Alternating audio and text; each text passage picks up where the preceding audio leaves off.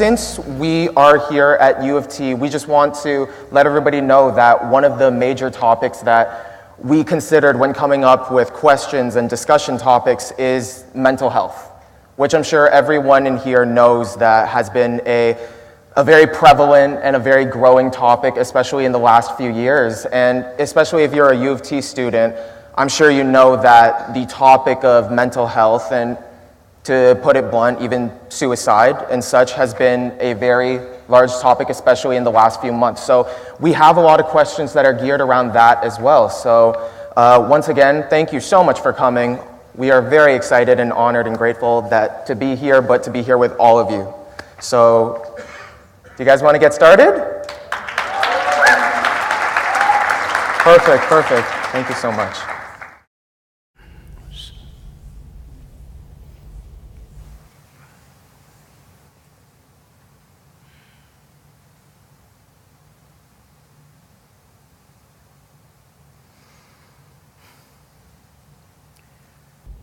Kalo na janati tava jananam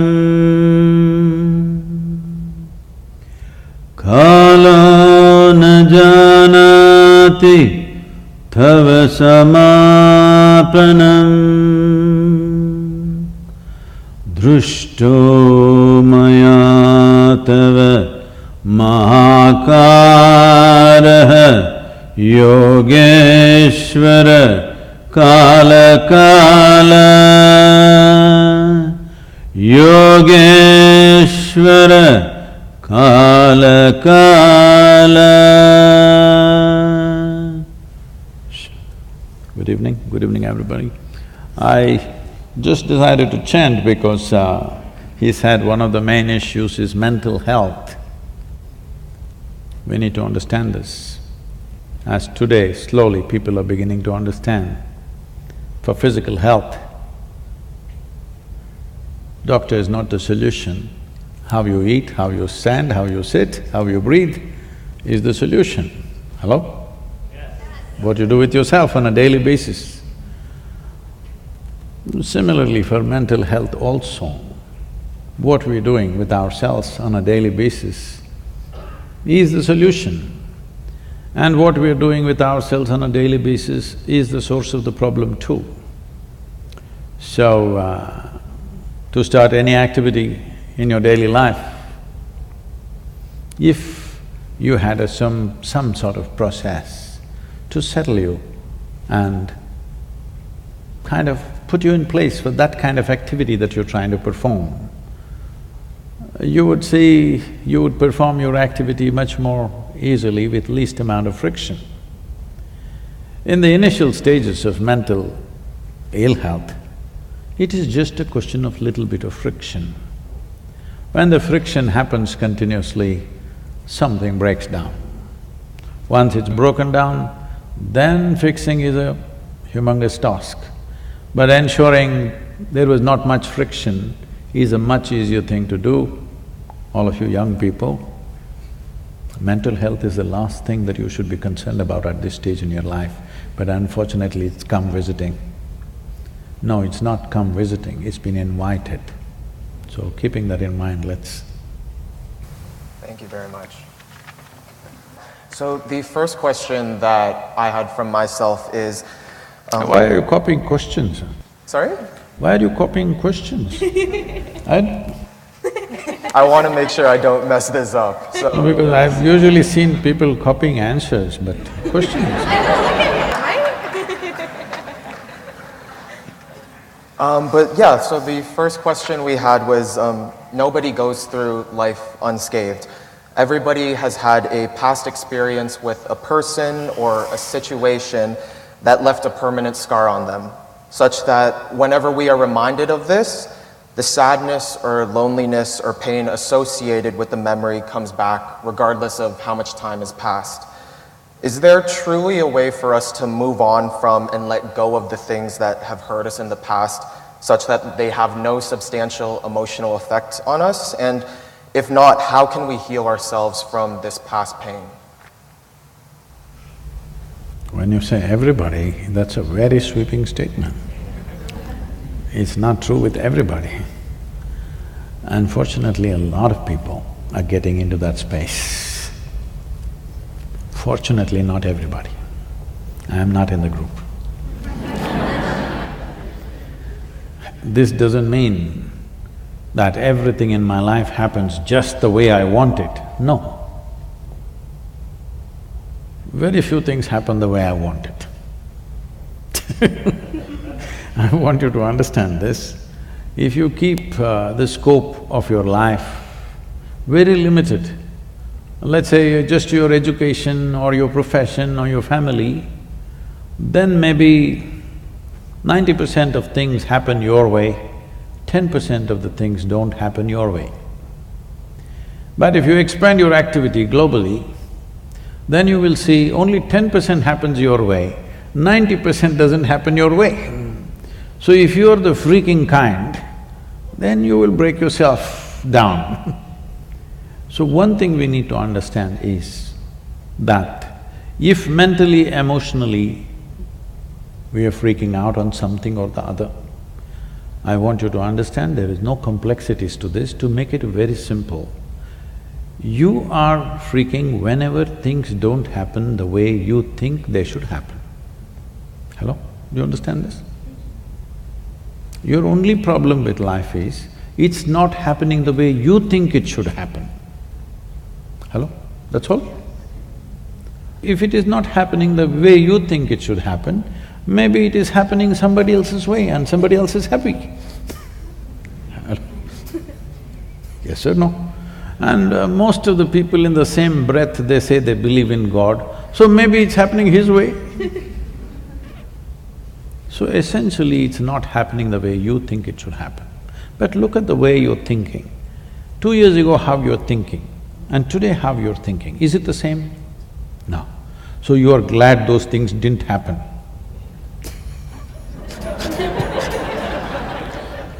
But it takes 2 years to realize that I'm glad those things didn't happen. A whole lot of things don't happen. So what? The important thing is, how profound and how exuberant is your experience of life. Life is not that it must happen your way. If it happens your way, what does it mean? What is your way? Right now what you know, from that you concoct something which you call, this is my way, isn't it? Do you know everything in the universe? No. Whatever we may know, it is still very little, isn't it so? Hello? Whatever we may know, it is still very, very little. From this, we're expecting something should happen. You must be glad. Something you do not know happened. Something that you did not expect happened. This means life is happening to you. My blessing usually for people is, let something happen in your life that you could not dream of. That means your dream should not come true, that's all I'm saying. Something that you could not dream of, that must happen, that means you're living a fabulous life. But if something new happens that you did not think of, you will freak. Don't do that. Don't do that. New things are happening, something that you did not expect is happening. You should ride on that. See, there's only two ways. Life has its waves. If you have learned to ride the wave, in Canada you cannot ride, it's too cold. Suppose you were in California and you were riding the waves, you're a wave rider, your dream is a tsunami one day. Hello? Yes or no? If you're really good at riding the wave, what are you looking for? The biggest wave possible. But if you never learned how to ride, then you get crushed by the waves. Something wrong with the waves? No. You did not make yourself fit for life, that is what is wrong. Nothing wrong with life, it's happening. Are you fit for this world or not? This is happening all the time. We are a volunteer organization. This is my lamentation, okay? Please listen to me a little bit. Millions of volunteers, lots of things happening around the world, big movements. but none of them are qualified for the job. Just whoever comes fills the space. I keep them up with enthusiasm and inspiration endlessly, but they don't know what to do. They're enthusiastic. You know, enthusiasm without direction, how much trouble it is to manage. And you cannot fire them because they're volunteers. You didn't hire them to fire them, first of all. So, this will be happening all the time. Somebody comes up to me and, Sadhguru, I can't work with this person, he's so terrible, she's horrible, she's that. I say, see, the world is full of such horrible people only. If you think… if you want to find something horrible, you can find something horrible in everybody. Just in everybody, without exception, yes or no? If you think what you're doing is significant, you learn to work with such horrible people. If you think what you're doing is very significant. But if you want to work with ideal people, you must go to heaven and today.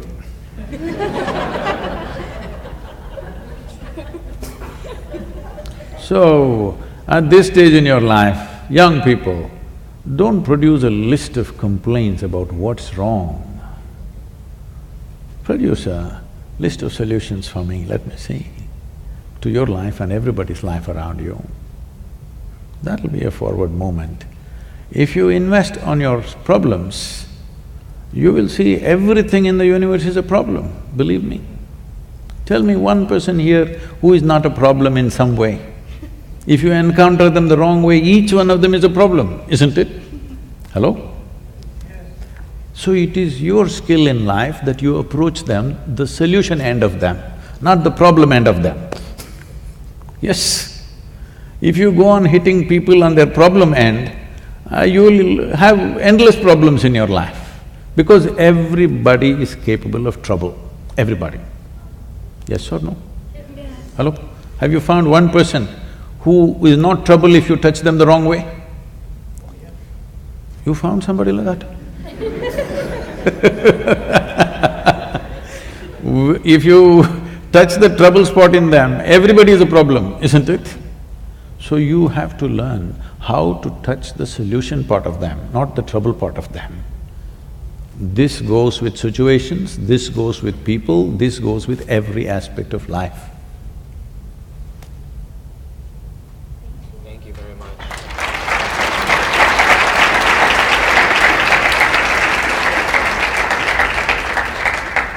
So Sadhguru, a lot of our students take leadership roles at school. A lot of them are just good friends and are part of families where problems do exist, and they take the caretaker role a lot. So what they've asked is, how do you take care of yourself when you are usually the one taking care of others? If you're interested in the well-being of people around you, the first and foremost thing is you must keep yourself well, otherwise you will become a problem yourself. If you want to be a solution for a lot of things, first thing is you're not the problem. Physically, mentally, in any sense, you are not the problem, only then you can attend to things around you. Otherwise, with good intentions, you'll mess up the world. Believe me, good intentions have caused more horrible things on the planet than bad intentions. People have very good intentions, but they're a mess. The more they do, the more mess they will cause. Most of the mess on the planet has happened with good intentions. Right now we are in an ecological mess. It's happened with good intention or bad intention? With good intention, isn't it? They thought they're doing a great thing, but in the end result is something else. So like this, at everything it is so, just your good intentions will not do.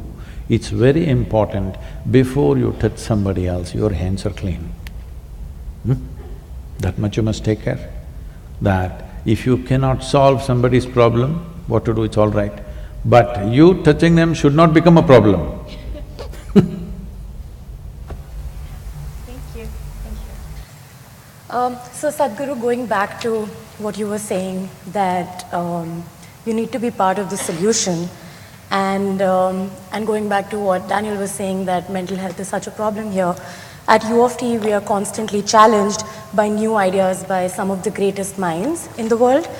And in such a competitive environment, which I sometimes describe as a roller coaster ride we got onto knowingly or unknowingly, I find myself, and a lot of people in the audience would echo to this, that I'm juggling between dealing with stress and finding internal happiness. I want to understand, how do you live in the moment? How do I cherish my victories or my failures before I move on to the next task in life? That's many questions in one. That's a very typical Indian question.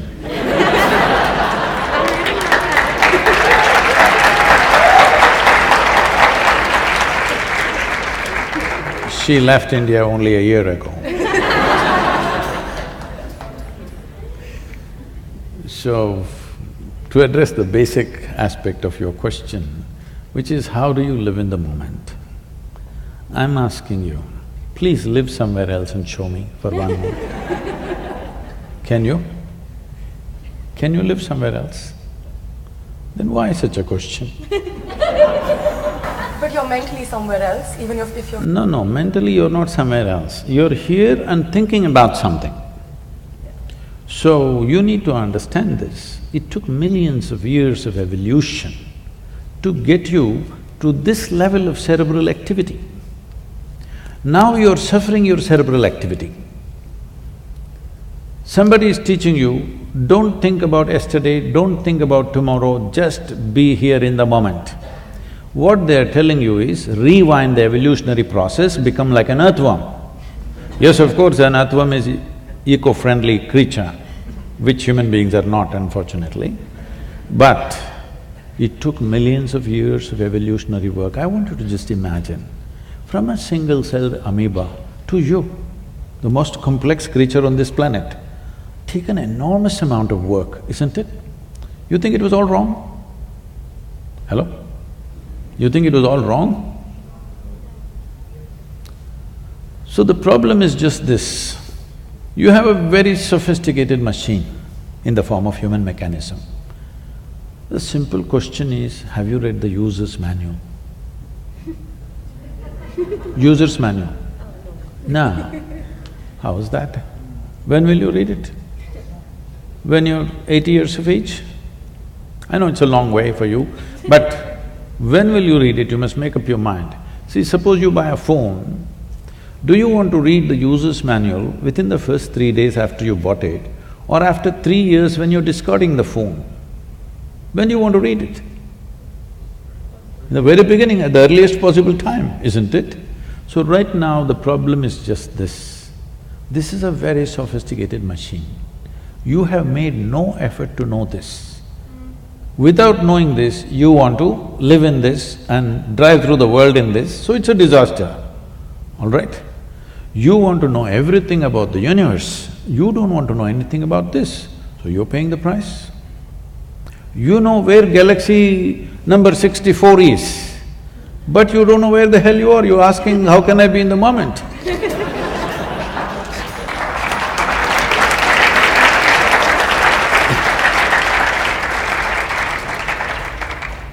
Simply, information is very deceptive. Information is very deceptive. You have information about that galaxy, this galaxy, you think you know it. No, we don't know it, we just read it in the book, all right? But this is reality, existentially you're true, isn't it? Humans know everything about this because this is you. You don't know that galaxy, that's another matter. If you wish, you can know. But you must know this because everything that you experience through this, isn't it? Do you see me right now? Where? Right here. Now, this light is falling upon me, reflecting, going through your lenses, inverted image in the retina. You know the whole story. Where do you see me right now? Within yourself. Where do you hear me right now? Within yourself. Suppose suddenly I become blurry and hazy, you think something wrong with me or with your vision?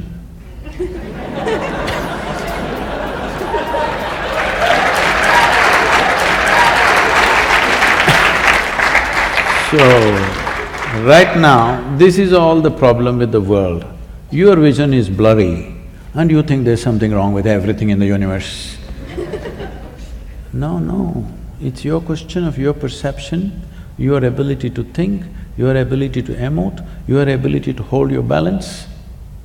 This is yours. This is not the world's business. Hello?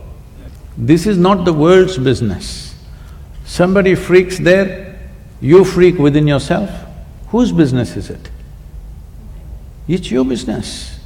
If you do not take charge of this one, everything in the universe is a problem, just know this.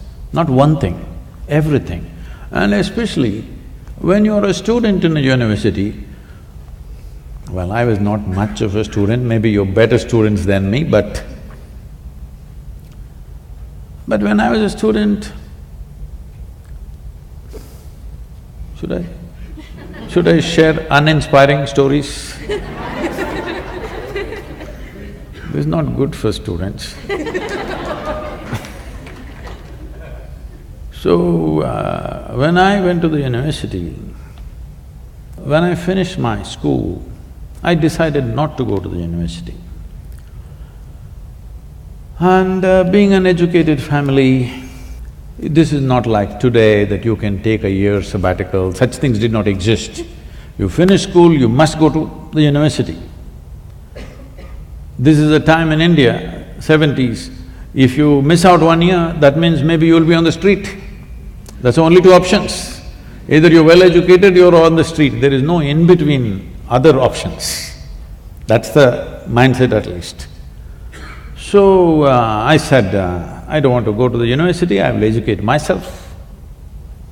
Because anyway, I didn't like what they were saying in the school. So a higher level of that in the university I won't like. So I said, I'll educate myself. And you won't believe, I thought people who supposed to be my friends, my parents, my loved ones, everybody started looking at me, I have done something, some crime. It's like I've done something against them. I only said, I'll educate myself. Suddenly everything became different. Suddenly everybody is looking at me like I'm some strange creature who is not doing whatever he's supposed to do. So this 1 year I spent in the Mysore University library. Every day, library opens at 9 a.m., I was the first customer. It closes at 8 p.m., I was the last one to leave. I was a… why am I telling you all this? In the moment.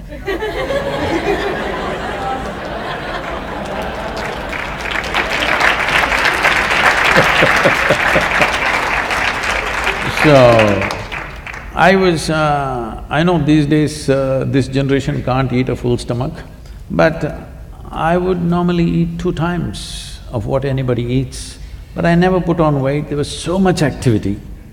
Every day I'm cycling 40-50 kilometers, I'm swimming, I'm climbing trees, I'm doing things. Whatever I eat, I'm always hungry. So I'm a big eater. This 1 year, you won't understand this unless you know how voracious I was.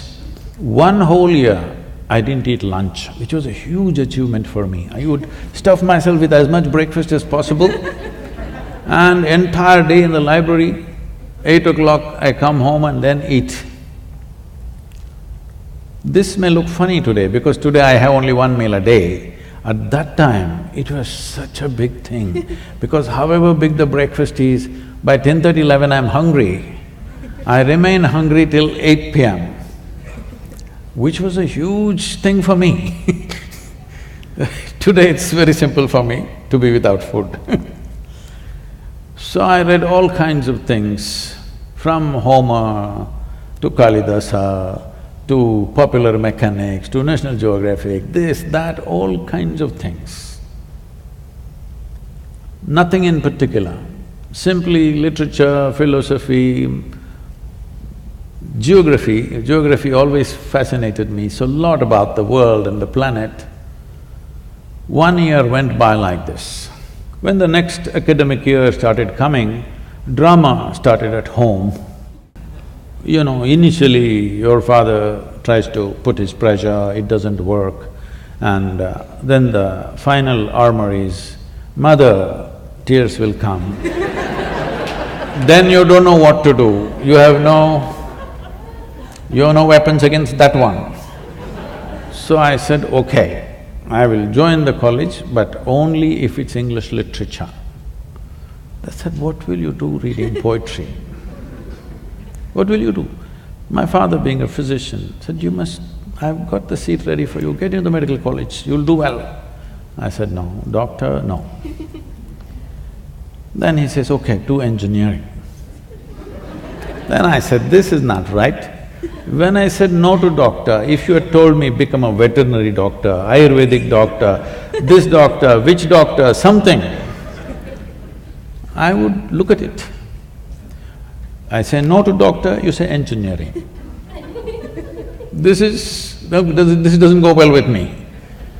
So I said, no, literature or I'm going back to the library. So they said, okay. So I went there, joined the Mysore University. Teachers come with huge notes, generally handwritten notes, and they're reading it and ask everybody to write down. Entire class is writing. On those days it's fountain pens. They make noise, kar kar kar kar kar kar kar kar. 30-40 people writing kar kar kar kar, it just irritates me. I said, this is not it. See, that notes, whoever gave you that notes, you give it to us, we'll photocopy it and give it back to you.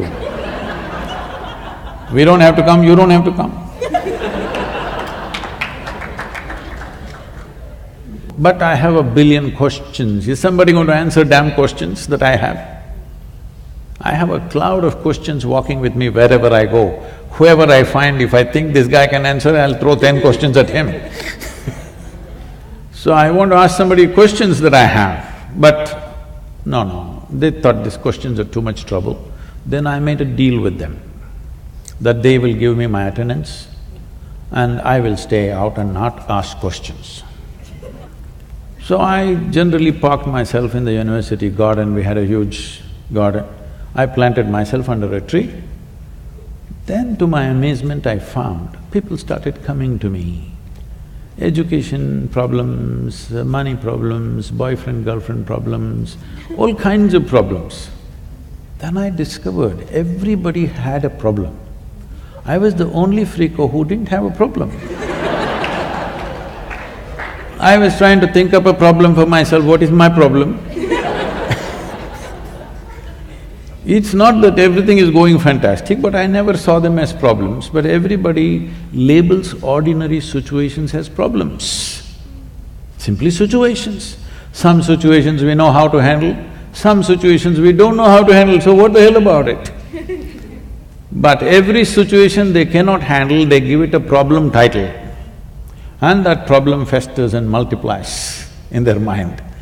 So people coming to me with all kinds of problems. I heard variety of problems for these 3 years I spent in the garden. And I made a check, once a month I went and checked if they are keeping their end of the deal with the attendance. So why I'm saying this to you is, we are making a problem out of everything.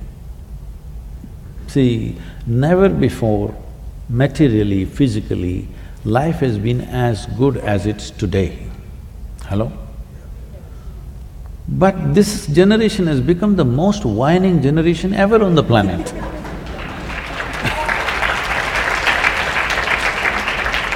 Small things, big things, everything whining, simply because they're taking such strong positions on everything. There is… youth means you must be open. You've not taken any position in your life yet. Yes.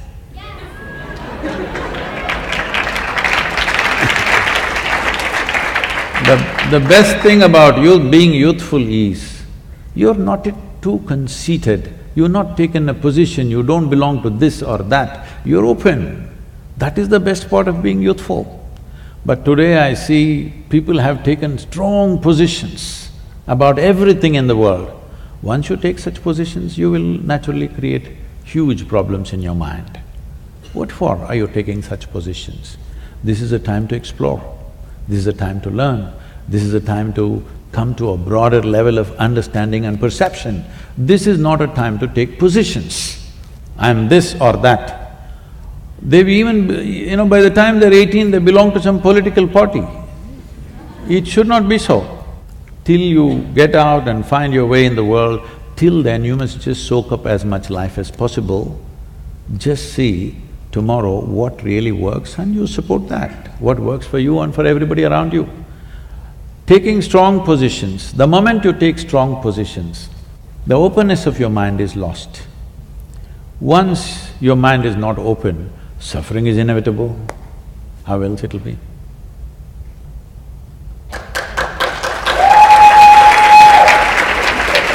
Who's got that?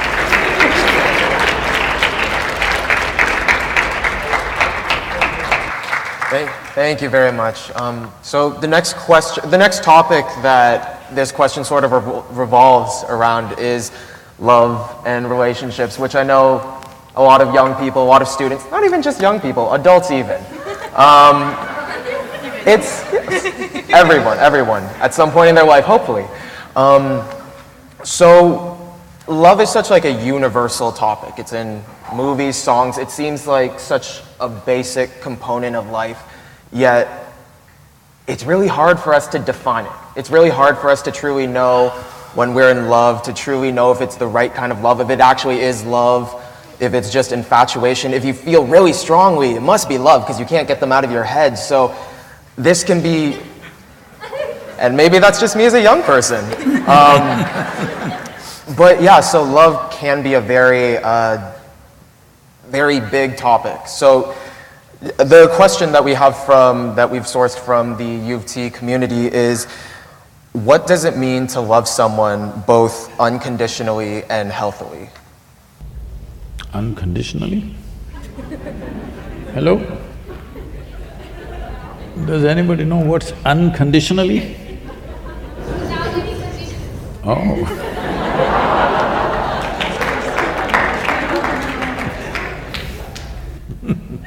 There are always conditions. Are they reasonable conditions or unreasonable conditions? That's the only way you can distinguish. But what is very reasonable for me may be unreasonable for you. What is very reasonable for you may be unreasonable for me. So friction happens. The problem is this, that we are calling human transactions as love. Human transactions are human transactions. People come together for various needs. If you have to learn together, you form one kind of group. Maybe two people will sit in the library and study. They were only discussing the subject, I mean to say. You also went to the library, but… So, people may come together because they have physical needs. People may come together because they have psychological needs. People may come together because they have emotional needs, financial or social needs, all right? Or maybe a combination of all those things put together. So these transactions, everybody has to do. Various levels of life, different types of transactions. So what we are calling as love is a certain sweetness of emotion within you. Right now, your condition may be such, you're not able to trigger the sweetness of your emotion without the help of somebody. I'm not willing to point at anybody because this will be misunderstood. Without the help of another person, you are not able to trigger the sweetness of your emotions. Now, you think, only with this person, my emotions can be sweet.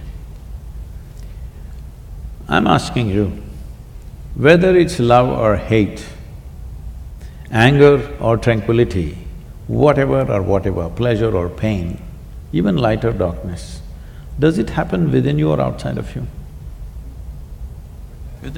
Within you. What happens within you, if it needs an outside push, that means you're a low-tech machine. You know? In 1950s, if you owned a car, morning if you have to start it means you need two people to help you. Otherwise it won't start. But today all the cars, even in extreme cold, self-start, isn't it? Isn't it time you upgrade your technology? That if you sit here, you can sit here lovingly. Not because of her or him or her. Just like that, you can sit here lovingly. If there's somebody you can share, nobody, you can sit here lovingly. What's stopping you? So, if you made yourself as a human being with a joyful mind and a loving heart, then you will conduct transactions, various transactions, in a sensible, graceful manner. Those are called relationships. Love is one aspect which is within you. Relationship is a transaction, the other person is involved. This is always a compromise, there's no perfect relationship anywhere. Yes or no? There is a give and take. If you are running the relationship 51% your way, you're doing great. Sometimes the percentage tilts in their favor, you try to push it in your favor. Transaction, but any transaction will sustain only if it's beneficial for both the parties. Whether it's marketplace, friendship, marriage, whatever, it will only sustain if it's beneficial for both the parties, isn't it? So you have to ensure, even if the other person is not competent to benefit or doesn't have the push to benefit, you must make sure the other person benefits, otherwise it'll not sustain. Even if you're doing business, I'm telling you. If you want continued customership from somebody, you must make sure he benefits, even if he doesn't ask for it. Hello? Yes or no? Yes. Then relationship will sustain. So do not misunderstand these two things. I know it's because you're going by pop culture of songs, music, Broadway and Hollywood. Leave that alone. You look at it from your perspective. Human emotion and human thought happens within you. If this happens the way you want it, will you keep this very pleasant or unpleasant?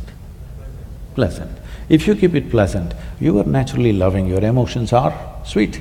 If your emotions are sweet, will people want to be with you? Of course they want to be with you. Yes or no? Yes. You don't have to do any circus to have them. If you are a very wonderful human being, they desperately want to be with you, isn't it? You don't have to do any tricks to have them with you. So, relationship becomes easy, whichever way you play, it works. You don't have to be unnecessarily conscious what to do, what not to do, how not to hurt that person, nothing. When you are a wonderful human being, when your thought is joyful, your emotion is sweet and loving, you can conduct your relationships whichever way you want and it'll work, because they want it, all right? So you must make yourself wanted, that's what I'm telling you.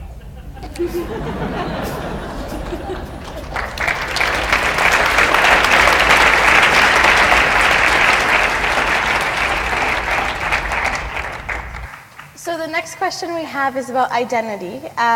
It's a personal question that I've come up with, but I think some of you might be able to relate. So I'm a diaspora, I'm Canadian born. My family is from Tanzania, but originally from Gujarat. So I've always struggled to identify who I am in the Canadian context. So when I went to school and I had to eat lunch, I would take my butter chicken and I would go sit on the side because I didn't want my white friends to have to smell my food. But when I was with my family at mosque or temple, I would all of a sudden have an Indian accent. So I was always stuck between these two identities constantly. And these are things I did as a child, 6, 7, 8, 9. And now as an adult, I'm still trying to figure out how to navigate in this space. So my question for you is, as youth, we have the ability to adapt our identities to fit the social surroundings we're in. How do we begin to understand our authentic truths and act upon them in a world that expects us to change and be amiable in our environments? See, in 21st century, the comfort of belonging to a specific community, because especially you come from India. In India, people lived in adjacent homes for thousands of years actually, for millennia they've been there in the same places. But this is one kind of community, this is another, they cook differently. They're all together, everything, but they still cook differently. They always get married among themselves. They've maintained this for thousands of years. I always look back and see, how the hell did they manage? The cooking didn't get mixed up, you know. How did they manage this? It's quite incredible they managed that. But that time is over in many ways. We must preserve those individual cultures because they're valuable, because they evolved over thousands of years. Each one of them have their uniqueness and beauty about them. But it lost its value when you did not understand what is a difference and what is a discriminatory process.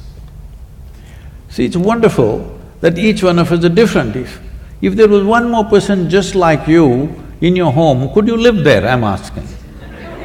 Hello? Aren't we glad everybody is different and nobody is like us? So whether it's as an individual person or as a community or as a nation, we are all different and that's fantastic. But when we misunderstand differences as discriminatory process, then it becomes ugly. When that ugliness comes, we want to demolish all differences and make everybody into McDonald's. Okay? Because we think the evil is differences. Evil is not differences. The evil is in you thinking one is superior to the other. Instead of seeing this world is fantastic only because we are so different. You're all of us same. I won't have a conversation with you if you were just like me. Hello? If you were just the same as me, why would I sit here and have a conversation with you? Only because you're different, you're worth talking to, isn't it? So differences are fine, we don't have to suffer them. It's really wonderful that this small little planet has thrown up so many varieties of people. How many varieties of people? Leave the individuals, even as communities, as nations, how many varieties of people? The way we eat, the way we talk, the way we do things, the way we dress, everything is different and that's fantastic. We just have to educate the world that differences are wonderful, discrimination is horrible. This distinction if we get, you can be whoever the hell you want, all right? See, from generation to generation, how your parents were, they are also diaspora in Africa. They largely spoke Gujarati, they're desperately trying to keep their culture, you know. Actually, people who come out of India in 50s, 60s, they are more Indian than the Indian people. Because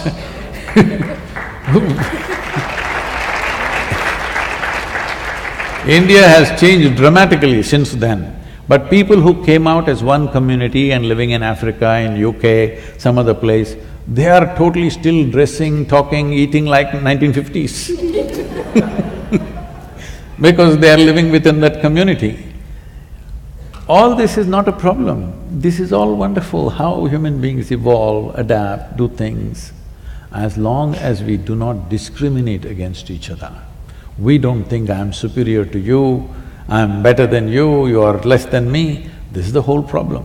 So you just have to learn one thing. Doesn't matter who comes in front of you, whoever. Never look up to anybody, never look down on anybody. This is all. You just bring this one thing into you, every difference is fine. No looking up, no looking down. Thank you.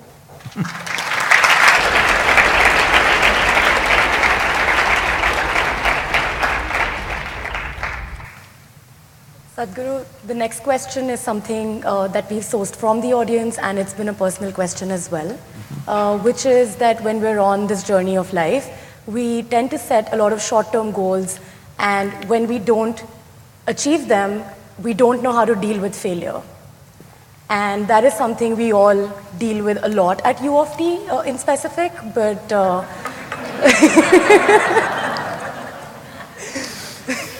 but in that moment when we can look back and say, yeah, this is fine, but in that moment, how do we hold our ground and how do we learn to see the bigger picture? Should I tell you about my failures? Hello? No, they're not interested.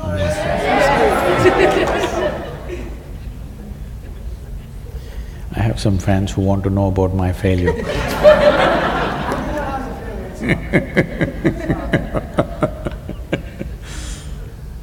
When I was 10, 11, the only thing that I had in my mind is, I just want to go somewhere, I don't know where.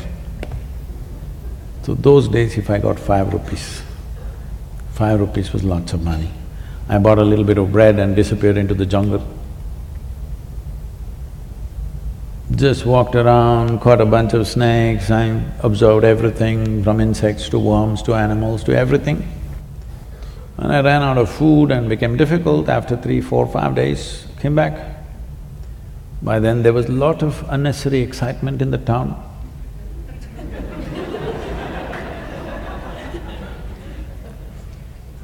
Police complaints, searching all over the place, looking into the morgue, all kinds of things. And then I came back and they were all this thing, but I had left a note. They just ignore my words and do everything else. So after a few times, they got used to that. And I also grew up. So I didn't know where, but I just wanted to go somewhere. All I knew was somehow the known situations was kind of containing me.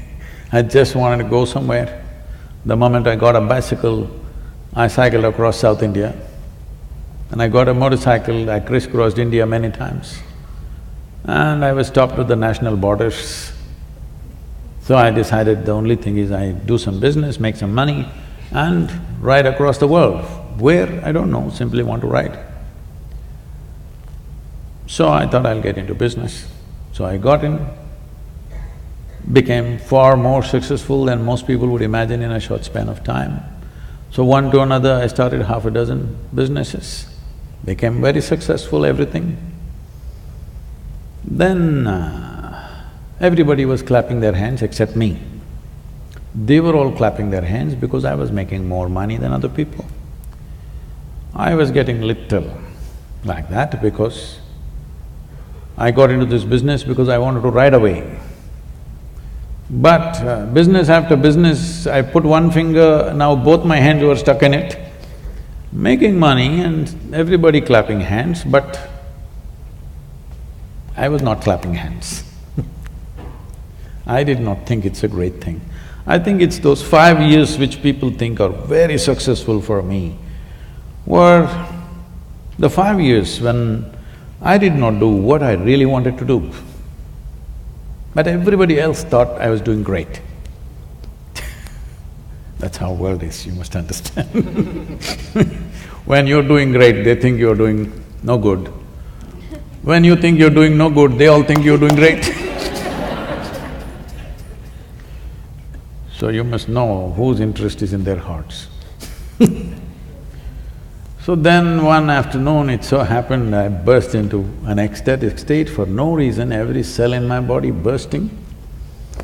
And then I look at myself, what is happening to me? Am I going off my rocker? Am I losing it? What's happening? But I know I don't want to lose what's happening because it's too fantastic. If I simply sit here, I'm dripping ecstasy. Then I pay attention to it, what is it that's happening to me? Then I realize, if I don't mess with my mind, I'm just ecstatic. Even now, just see, it's just the cerebral activity that you're not able to deal with, isn't it, which causes so much all this. If you know how to distance yourself from that, this life will burst into ecstatic state. When you are a 5-year-old girl, simply jumping around, simply because there was not much cerebral activity. Simply life was a joy just to be alive, isn't it? Even now you will become like that if you know when to keep your cerebral activity on, when to keep it off. When I realized, if you don't do anything, you will become ecstatic, then I thought, what's the big deal? I will make the whole world ecstatic. On that day, the world's population was 5.6 billion people. Then I sat down and made an elaborate plan. How I will make the world ecstatic? Because it's so simple. If they don't do anything, they will be ecstatic. I didn't think people are so invested in misery that it'll take a lot of coaxing. Then I made a plan, in 2.5 years' time, I can very easily make the world ecstatic. I thought I will execute this plan. Because you are a consulting business person, I'm telling you. I had everything clear-cut, because this is this simple. If I talk to them, why will they deny ecstasy? They will all go for it. 38 years.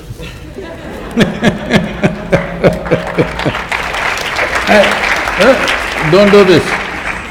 You're clapping at my failures. So people today say we have touched somewhere between 800 to 900 million people. But that's not my idea of the world. Population has grown to 7.6 billion people. Now I know I will die a failure, but I'm a blissful failure, okay?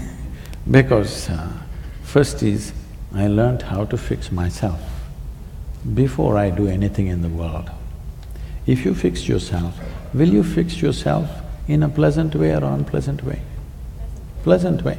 So if you become joyful by your own nature, then you do something in the world. Depending upon the times in which we exist, we must understand this, never underestimate this. Depending upon the times in which we exist, we do certain things, our world allows us to do certain things, isn't it? Today you're in your university, all of you here, because this is 21st century. If this was 12th century, maybe you would be fighting a war, maybe you would be plowing the land, maybe you would be doing something else. So you being a university is not your achievement, it is the times. You have some role, you have a stake in it, but it is the times which is allowing you to do this, isn't it? Historically, at what time we are born is deciding most of what we do. So do not make that a big affair. First and foremost thing is to grow this piece of life to its highest possibility. If you grow this one to a certain level of capability, competence and well-being, this will do something in this world according to the times. Instead of that, what you're trying to do is, you're trying to upgrade your activity without upgrading the machine. It is like you took an old beat-up pickup truck, I won't name the brand because they're just across the Great Lakes.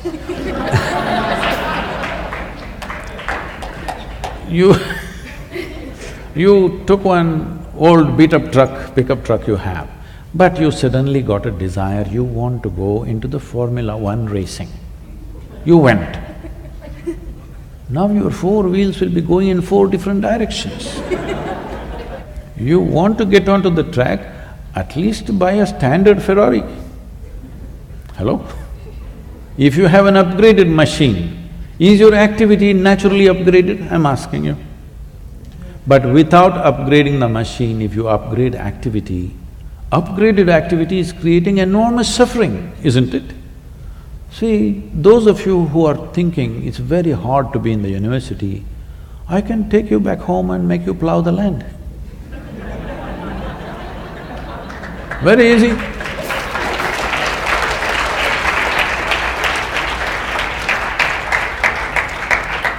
You don't know what it is. So I'm not trying to make fun of things, but I want you to understand the privilege of being in the times in which you are, where our survival process is better organized than ever before in the history of humanity. Yes or no? Yes or no? Are you materially not living better than your parents and grandparents? Unless your father was a Maharaja in India or something? No, you're common. So definitely you're living better than them, isn't it? Especially all of you young women who are here, I want you to acknowledge this, that this is the best time to be a woman on this planet. It never was this good.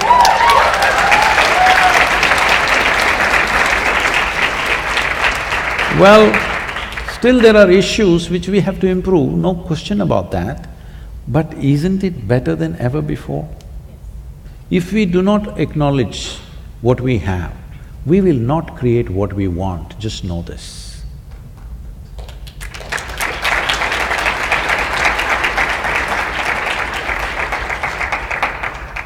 Sadhguru, while we're really enjoying this conversation and I don't want to bring it to a pause, but I would like to open up the floor to audience questions at this point. Okay, my question is that why we do puja or any kind of ritual into our Hindu religion or those kind of thing? Why does somebody do puja? Yeah. Okay. Okay, okay.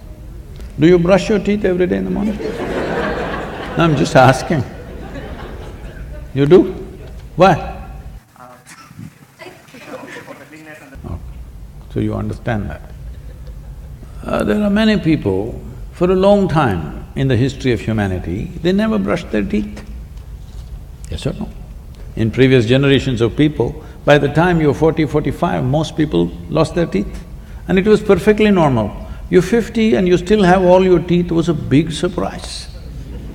Yes, it was 2 generations ago. So today everybody has their teeth intact because everybody's taking care of those things, we are glad, because it's not only for their well-being, for our well-being also. Similarly, I don't know what kind of puja you're talking about. I am not the puja kind, so I wouldn't make a very sweeping comment on that. But generally, people evolved processes to fix themselves in so many different ways. For teeth, they had this, for their mind, they had one kind of thing, for their emotions, they had another kind of thing. Like this, they evolved processes. If for generations somebody is doing it, it must have worked to some extent at least. Is it absolutely working? Maybe not. But is it worked in some way? Yes. Just because you brush your teeth, does it mean to say you will never go to the dentist? You still go. So just because you do puja, does it mean to say you will never get a problem? You still get. But a lot of things managed by simple processes. Questioning it from outside, thinking this is ignorance, this is this, this is that, is not right because like this, I'm not the puja kind, I can't defend that because I don't do it myself. I must admit now, in my entire life, never once in my life have I ever prayed. Never prayed. I never did that because such a need never arose within me that I need to pray for something. So I'm not the right person, but I have seen certain rituals which are powerful, which is making a huge difference for people, or they should not be destroyed. They are very important because people brought much well-being within themselves, around themselves by doing certain things. Right now, when I sit here, you might have noticed that I'm doing a simple process with myself. Why is this? See, to do different types of activity in our lives, our energies need to be focused differently. Let's say, because you took the microphone, let's say you want to sing. You will see singers, good ones, I'm talking about those who have invested their life into music. You will see before they sing there, preparing, they have their own little ritual, something of their own, each person might have developed their own. Or if you're in India, they may have a traditional ritual which they do before they sing. And this keeps his voice, his well-being, more than anything to sing. The maximum amount of your energy should be in your throat. If it's in your hand at that time, it's not going to help. To perform different types of activities beyond certain level of competence, you need your energies focused. Why do you think one human being is able to do a certain activity so well, another person just can't do it? Simply because their energies are focused that way either naturally or by training. An athlete, before he runs, he's doing his own little ritual so that He doesn't get his cramps and this and that. That's his own ritual. If he doesn't do that ritual, can he not run? Maybe he will run. Maybe he will still run. But he knows to perform beyond a certain limit, certain amount of preparation definitely helps. So like this, people evolve different kinds of rituals. There are very powerful ritualistic processes. The problem with the ritual is just this. The problem with the ritual is not the ritual itself. The problem with the ritual is the integrity of the people who conduct these rituals, which is a serious issue.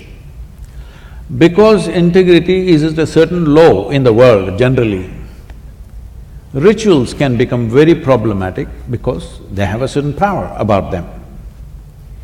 There are two ways to bring well-being. See, we are on the yogic path. For us, well-being is all internally organized. We don't depend on any ritual, whatever. But is everybody capable of doing this, investing their life for their internal growth, managing it well from within themselves? No.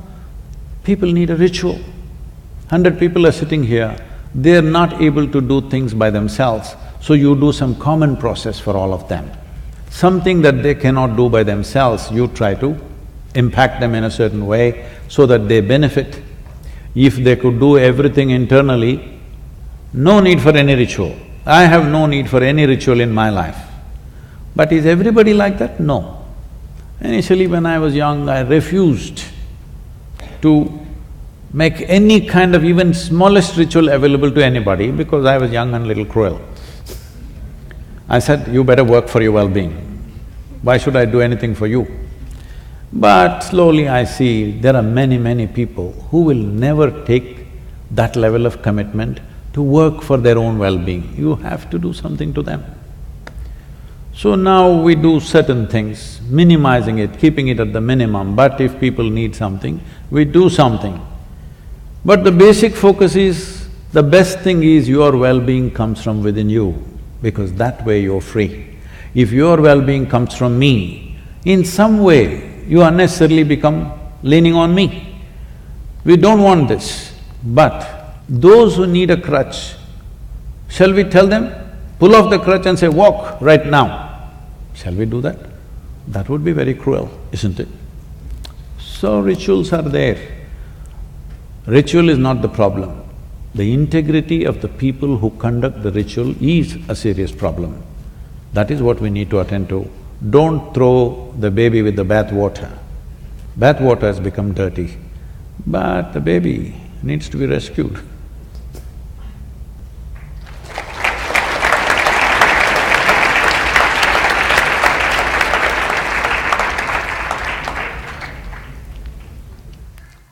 Namaskaram, Sadhguru. First, I'd like to start by saying that thank you for everything that you have done. I've taken your inner engineering course a while back, and it has done amazing things to me. I always thought that in order to be spiritually liberated, you need to find yourself a guru. And in the process of doing so, I've traveled to, I guess, Nepal and India looking for a guru. I've read an article that you published online where you've said that how do you know when you find your guru? And you've mentioned that if you meet someone who almost threatens you and you want to leave, but at the same time there's something that brings you back to this person, then you found your guru. Like, can you have multiple gurus, or how do you know you're in the right path that, hey, this is working for me and I should be doing this?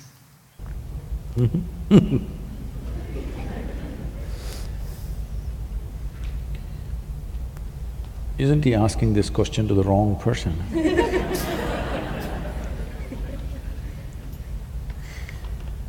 See, first and foremost thing is, when somebody is saying something, okay, you listen to them. Don't believe them. You must listen carefully, but don't have to believe. You must look at them carefully. Whatever they're talking, has it worked for them? If it's worked for them, obviously they know what they're talking. So you must stay. So, is this my ultimate guru? Is he going to take to the end? Let's see, let's go one step at a time. You don't know what is ultimate, isn't it? If he helps you with the present level of your limitations, let's go to the next step and see what the hell he can do. If he does something meaningful, stay, otherwise go. Hello? So, don't think in those terms. See, every year I'm trekking in Nepal and Tibet. Here there is one Sherpa guiding me. He's an illiterate fellow, all right? But on the mountain, if there are two ways and I want to go this way, he won't say, Sadhguruji, please come like this. He'll say, I just go that way, He treats me like I'm his mule or something. But I just follow him, because there you better follow him. You understand? Because the simple thing is this, he knows the terrain, you don't know the terrain. The same goes here. If you think somebody knows the terrain, you take instructions. If you think they don't know the terrain, don't stay there, why are you wasting your time? Isn't it? So the simple way to find out is that I'm saying something, you must look at me carefully. Has it really worked for me first? Or am I talking some scripture to you? If you think it's worked for me, you must hang on. If you think it's not worked for me, you shouldn't waste another moment with me.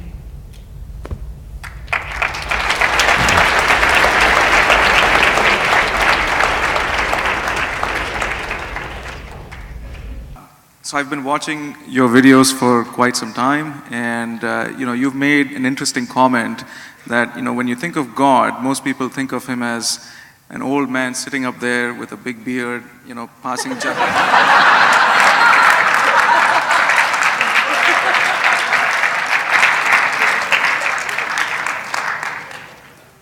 You talking about me? The old beard sitting up here. Tell me further. And so my question was, I was curious to understand what in your definition would be God.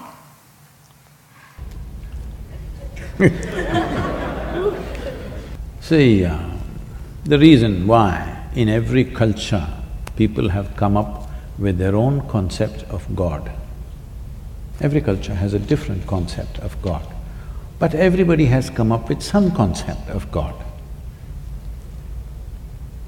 Because they have no explanation for creation, isn't it?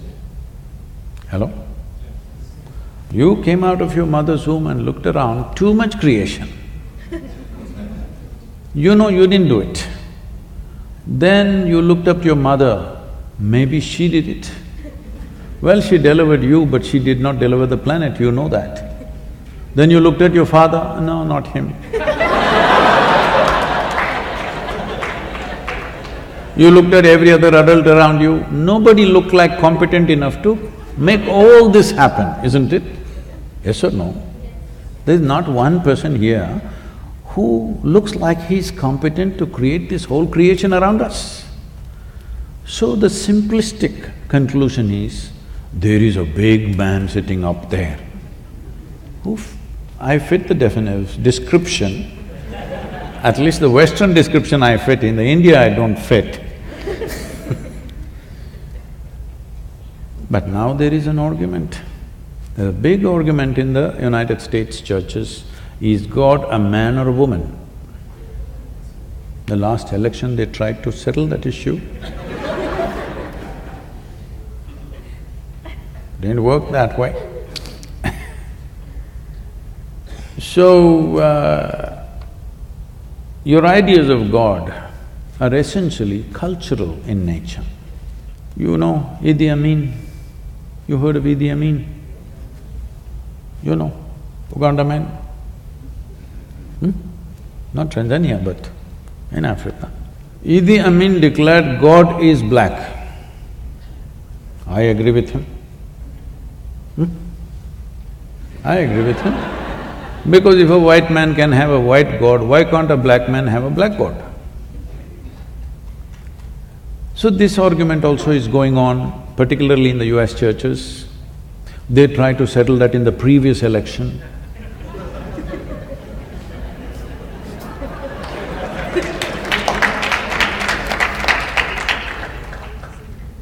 But in India, we know God is brown.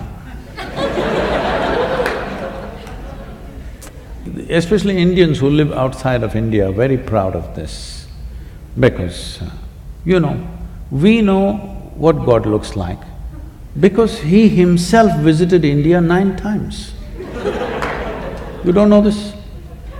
Hello? 9 times He Himself visited. To other places He sent His son, His messenger.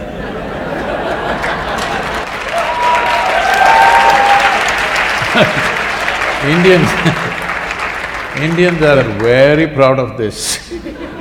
To other places only messengers and sons went, to India He Himself came. I keep reminding them, that is because God wouldn't trust anybody else with Indians. He wanted to do the job hands-on with Indians. So He Himself came not once, 9 times. And He failed. 9 or 10 times we can debate, but failure you cannot debate, isn't it? Obviously He failed, what do you think? It's With a the Indians. perspective that we can take. He maybe didn't do the best job, yeah, but… but he was good. He created you, me, so many of us. Yes, but coming hands-on, it's a failure, isn't it? He could have sent somebody like everywhere else. So, our ideas of God are coming because we have no explanation for creation. What you're referring to as God is essentially that which is the source of creation, isn't it? Yes. Because you're human, you're imagining it has to be a big human being. Suppose you were a buffalo. You would definitely think it's a big buffalo. You heard of the big yak in Tibet? You not seen? I went hunting for a big yak. I drove all over Tibet, took permissions and drove off-road everywhere to see the big yak because they told me the big yak from horn to horn is 6 feet wide. I wanted to see this animal. Oh my God, how would it be? Then after driving everywhere, I realized it's little got big in their heads. It's little bigger than the domesticated yak, but it got so big, they said it's 6 feet wide, the horns. And I said, I must see this. But there was no such animal anywhere in Tibet. So, if you are a buffalo, you would definitely think God is a big buffalo, isn't it? So our ideas of God are childish, but it is a fact that you and me did not make this creation happen. That's a fact, isn't it? But you don't know how it happened. With all the exploration of science, we still do not know how it exactly happened. Nobody knows, isn't it? You pay attention to a flower, to a leaf, to an ant, to an insect. If you pay enough attention, each one of them smacks of tremendous sense of intelligence, isn't it so? Hello? If you put filth to the root, it becomes a flower. Fantastic or no? Look at you. Look at you. Just the soil that you walk upon, look at you how you are sitting, became such a sophisticated machine, isn't it? So whatever is the source of creation, well, sappy people are saying God is love, desperate people are saying God is compassion, other people are saying now it's a in thing in North America, so God is empathy. They've not been hit by life yet.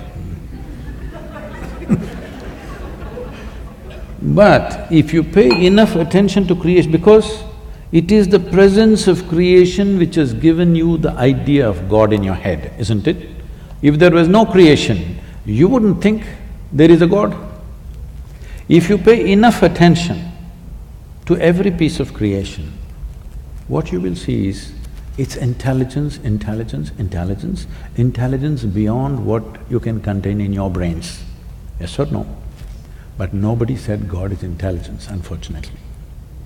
If we had said that, definitely we would be populated with more intelligent human beings rather than the sappy ones.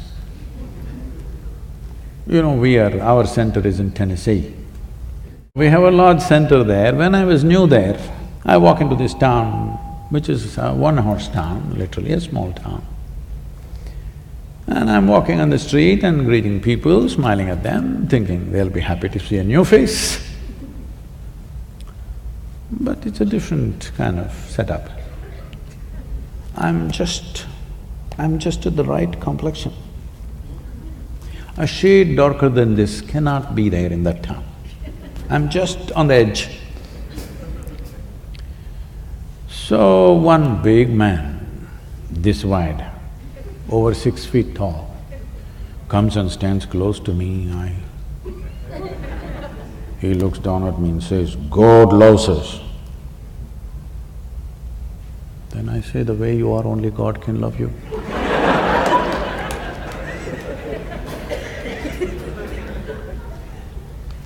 Before this went inside and worked, I had to go away. Because everybody is concocting their own ideas. Leave your ideas, pay attention to the creation. Tell me, if this flower has to blossom, nobody sprayed perfume to the roots, they put filth. Hello? They put manure. That manure became fragrance. This means, is there a tremendous amount of intelligence functioning in this rose plant? Hello? You ate a piece of bread and this became a human being. Is there a tremendous amount of intelligence beyond your brains functioning within you? Yes. So, this is the source of creation right now for you. If you access even one drop of that intelligence, you will live magically instead of becoming hallucinatory. If you believe things that you don't see, you will become hallucinatory. But if you access things which are not in your access right now, your life will get tremendously enhanced. That's what you should look at. Right now, there is an intelligence here which can turn a piece of bread into a human being. If I took a loaf of bread in my hands and made it into a human being, who would you think I am? You would think I am the source of creation, isn't it? Every one of you is doing this in your stomach, of course, not in your hands. But no access. So, if you don't have something, it's okay. But if you have it and you don't access it, this is a crime, isn't it? So my entire life's work is just this, so that you find access to the source of creation that also throbs within you. You're right now a piece of creation, that's fine, but you are also the source of creation within yourself. If you find access to that intelligence, you live in a magical way. Other people will think you're superhuman, but this is not about being superhuman. This is about realizing being human itself is super.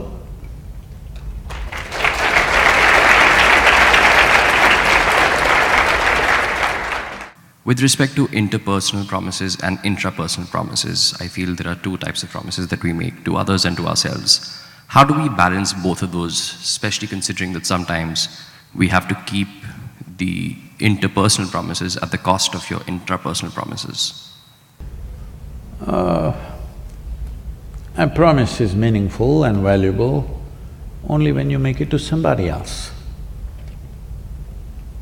Because you make a promise to somebody because they don't know what the hell you're going to do with them. Hello? That's the reason why they demand a promise from you, isn't it? Hello? You say, I will give it to you. They'll say, promise? Because you say one thing and you do another thing. So promise is a meaningful thing only in a relationship with somebody. With yourself, what is there to promise? What is there to promise? Promise is a transaction between two people. It is like signing an agreement. See, we're making a business deal. We sign a contract. Why are we signing it? So that we don't go back on it, right? Because today what we think is very nice, tomorrow morning I may have a different perspective. So tomorrow morning if I have a different perspective, I want to change the deal tomorrow morning, but I have signed, can't go back on it. So, promise is a verbal signature. Done. I say, I promise. That means I'm going to do it. I've signed. Not held by some legal contract, but by my own integrity. Because I said so, I will do so. But when it comes to myself, what is there to promise? This people may be using to deal with their compulsive nature. I promise myself I will not drink before 7 o'clock in the evening.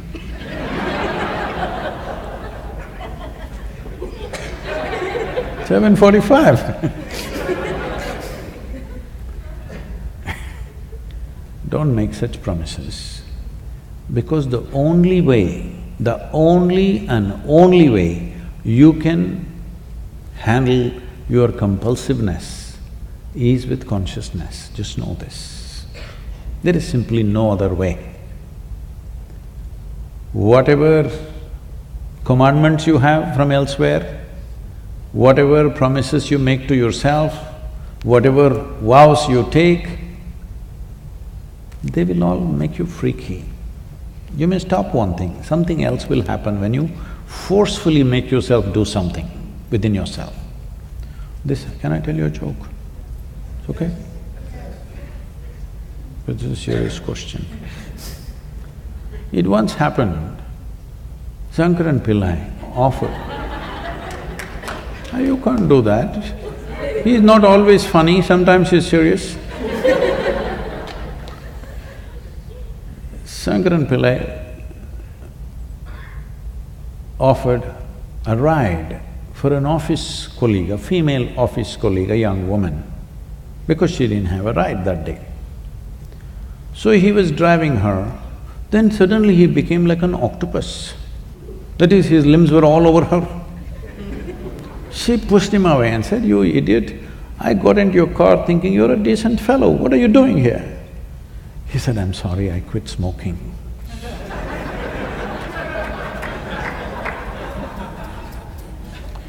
Don't do things forcefully with yourself. The only way you can beat compulsive process within you is by becoming more conscious. If there is darkness in this room, can all of you together, with all the strength that you have, can you kick the darkness out of this hall? Hello? No. If you just turn on the light, it's gone, isn't it? Because you must understand, compulsiveness is just absence of consciousness. Like darkness is just absence of light, compulsiveness is just absence of consciousness. Instead of becoming conscious, you're trying to play tricks with darkness. It's not going to work like that. If you compulsively, strongly stop one thing by will, it will manifest itself in some other way and some other way. No, you must become conscious. How to become conscious? That's another part.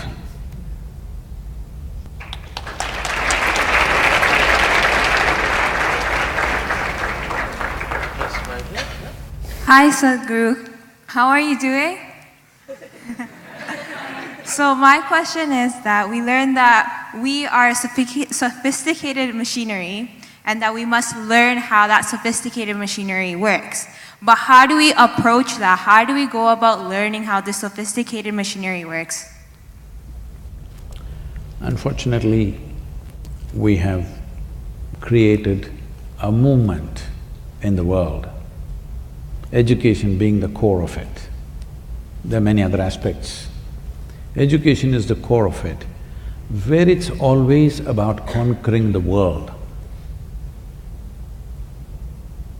Right from kindergarten, they're only asking who is number one, who is number two, who is number three, who is number last.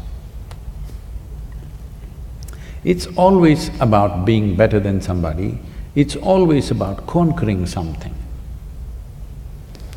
See, conquest is one way of having things, but inclusion and embrace is another way of having things.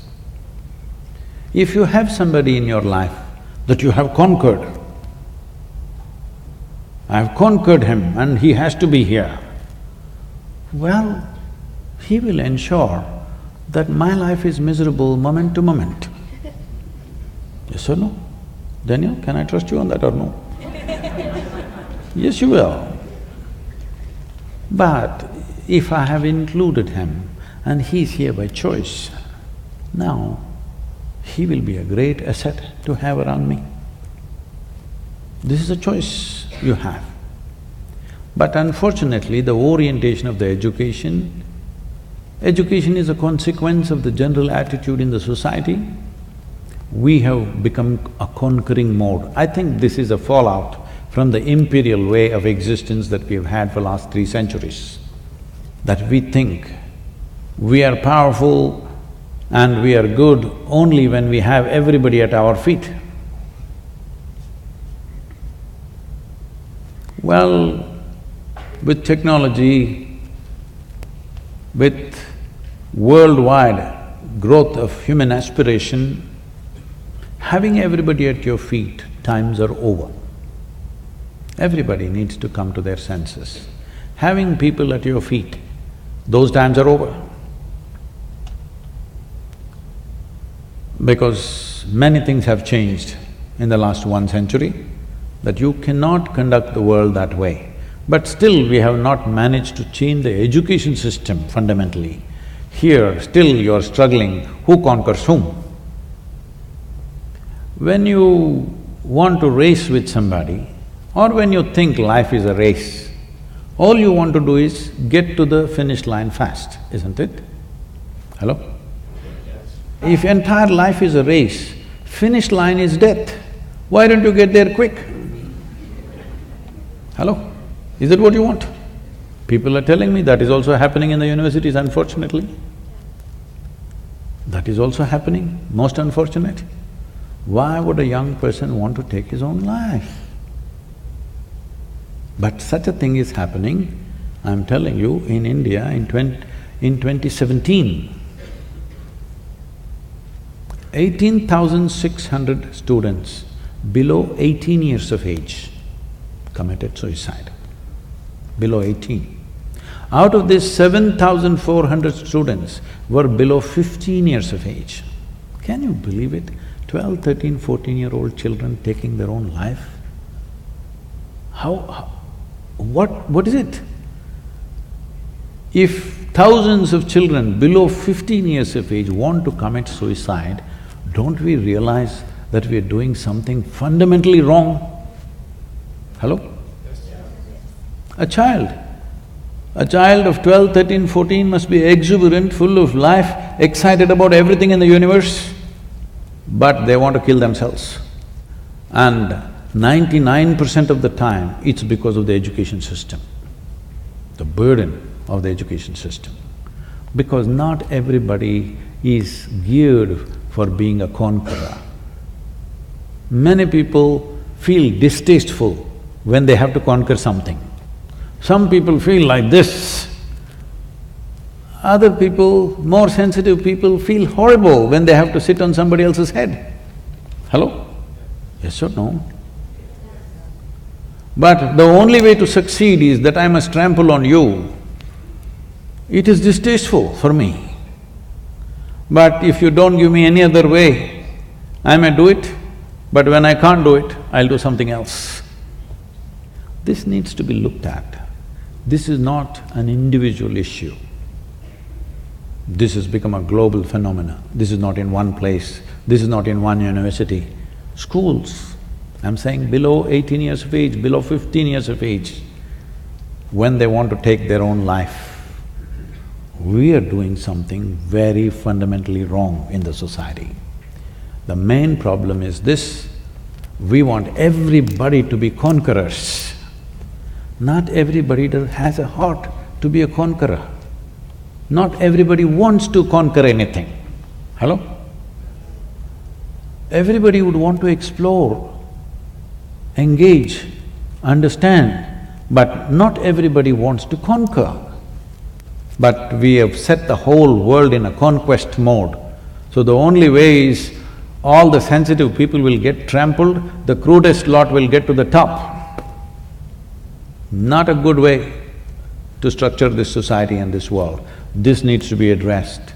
The students, the youth of this world should take it up, bring it to a debate. Instead of debating all kinds of things, should we make marijuana legal or not, cocaine legal or not? You must debate this, that what form of education do we want, not just at the university, it must start at the kindergarten. Is it about making you into a sensitive, intelligent human being, or is it about making you a fighter who kills everybody and stands there like this over somebody's blood? If somebody falls down with bleeding injuries, I can't do this. Hello? Can you? All of you? Suppose I smash you up in the face and you fall down there bleeding, my heart will bleed, I can't do this when you're down. Very few people can do that, and they must remain few. Hello? They should not run this world, yes or no? Their numbers should remain few, they will always be there, but they must be few, and they should not be the empowered population of this world, ever, in future. In the past, it was so. Whoever had the biggest muscle, he was the boss, yes or no? Today, if you have big muscles, at the most we'll put you at the security gate.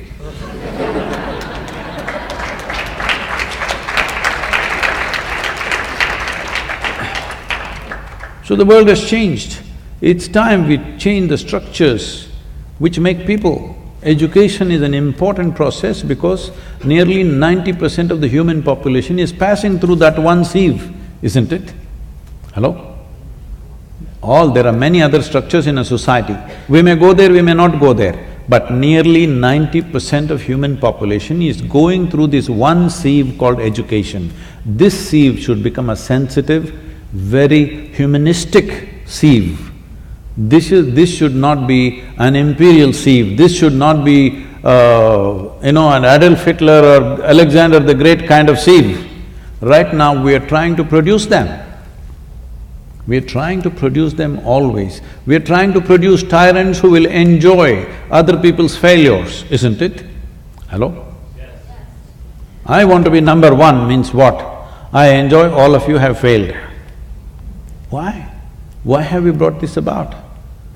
It's time the youth of this world stand up and demand a more sensitive, humanistic education process for your own growth, well-being and the well-being of the world, because this world is yours tomorrow.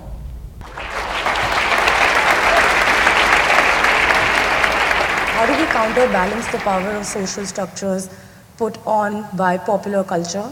It feels like it sometimes holds youth in ignorance and has them carry out a swayed perception of self-worth, and can also lead people to destructive behaviors like drugs and alcohol because it's so cool. This is the most common thing amongst us young people. Marijuana, alcohol, bad habits, it's pushed onto us from pop culture. What do? We can't avoid it, it's everywhere. How can we stay on our path and ascend? It's human to fail in these habits, but it does not feel right. It is impossible to escape. What do?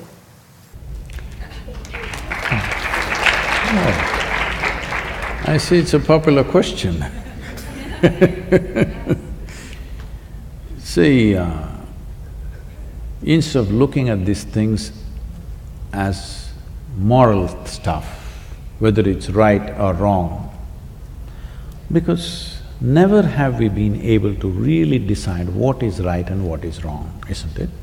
For thousands of years we have debated the same things without being able to arrive at what is truly right and what is truly wrong. One generation thinks this is it, next generation thinks that's trash. Yes or no? All the time. So let's look at it this way, to enhance your life. Is it the goal? Is it the reason why you're in the university? In some way you want to enhance your life, isn't it? Hello? Well, somebody wants money, somebody wants wealth, somebody wants knowledge, somebody wants relationships, somebody wants love. Why? Because you believe it'll enhance your life in some way, yes or no? Enhancement of life.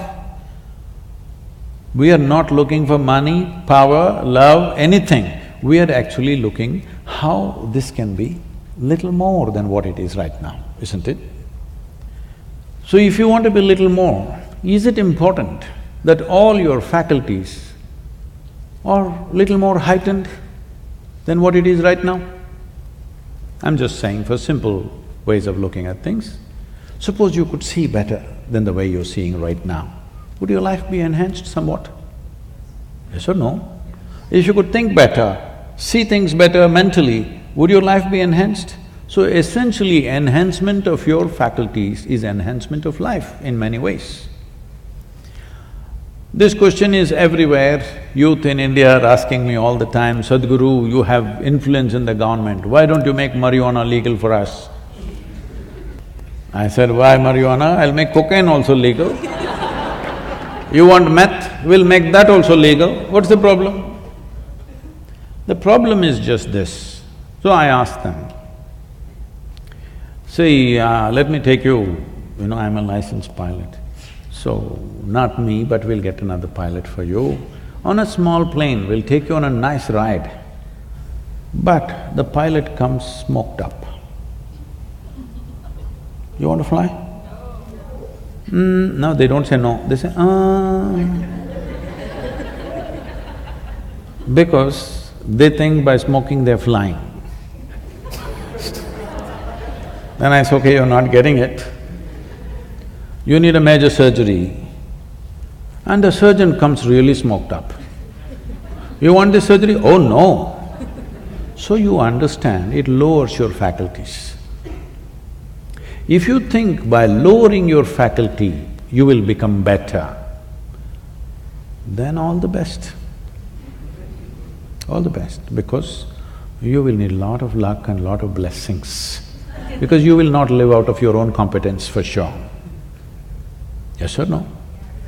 This is why I think everybody is talking empathy, compassion, because they don't want to live out of their own competence. They need other people's boost all the time. No. If you lower your faculties, your life gets lowered or high?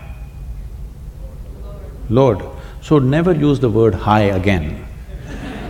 You say, I smoked and I'm low.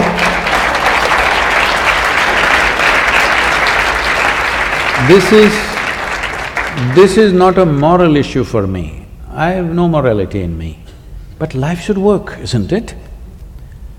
Suppose my eyes become dim, do I live better?